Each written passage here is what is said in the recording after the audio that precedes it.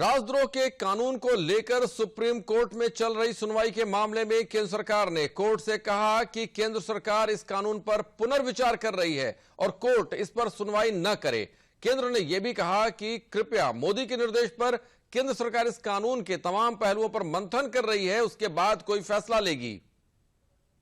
राजद्रोह कानून section 124A की कानूनी वैधता के मामले में केंद्र ने सुप्रीम कोर्ट से कहा है कि वह इस मामले को लेकर पूरी तरह से सजग है और उचित मंच पर सरकार इसकी समीक्षा करेगी। लिहाजा कोर्ट को इस पर आगे की सुनवाई करने की जरूरत नहीं है। केंद्रीय गृह मंत्रालय की ओर से दाखिल हलफनामे में कहा गया है कि प्रधानमंत्री नरेंद्र मोदी इस मामले को लेकर सजग हैं और समय समय पर अलग अलग मंचों पर नागरिक स्वतंत्रता और मानवाधिकारों के सम्मान पर अपने विचार रखते रहे हैं। प्रधानमंत्री का मानना है कि जब देश आजादी का अमृत महोत्सव मना रहा है, एक राष्ट्र के तौर पर हमें औपनिवेशिक बोझ को कम करने की जरूरत है। भारत सरकार इस क्रम में 2014 से 2015 के बीच 1500 पुराने कानूनों को खत्म कर चुका है।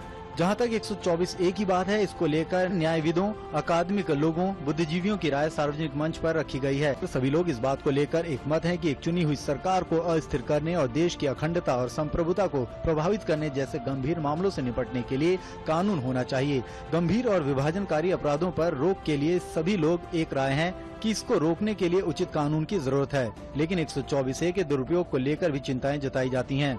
देश की अखंडता बनाए रखना भी जरूरी है।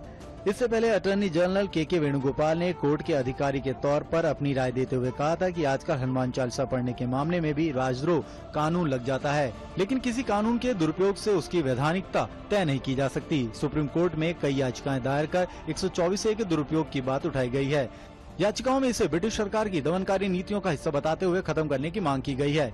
मुख्य न्यायाधीश NV रमन, न्यायमूर्ति सूर्यकांत और न्यायमूर्ति हिमा कोहली की 3 न्यायाधीशों की पीठ ने 5 मई को कहा था कि वह 10 मई को इस पर सुनवाई करेगी कि क्या राजद्रोह से संबंधित औपनिवेशिक युग के दंडात्मक कानून को चुनौती देने वाली याचिकाओं को बड़ी पीठ के पास भेजा जा सकता है।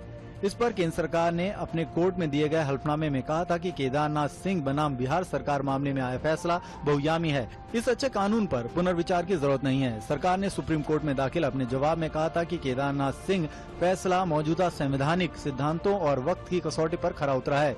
इसके दुरुपयोग के चंद मामलों के चलते केदारनाथ सिंह फैसले पर पुनर्विचार की जरूरत नहीं है। कानून के दुरुपयोग के हर मामले में उस केस के लिहाज से कानूनी राहत के विकल्प मौजूद हैं, लेकिन इसके लिए संविधान पीठ की मुहर लगे 6 दशक से मौजूद कानून पर संदेह करने की जरूरत नहीं है। लेकिन अब पीएम मोदी की खास पहल के बाद यह तय हो गया है कि इस मामले में समय की जरूरत के मुताबिक फिर से विचार होगा। विकास सारथी के साथ ब्यूरो रिपोर्ट, TT न्यूज।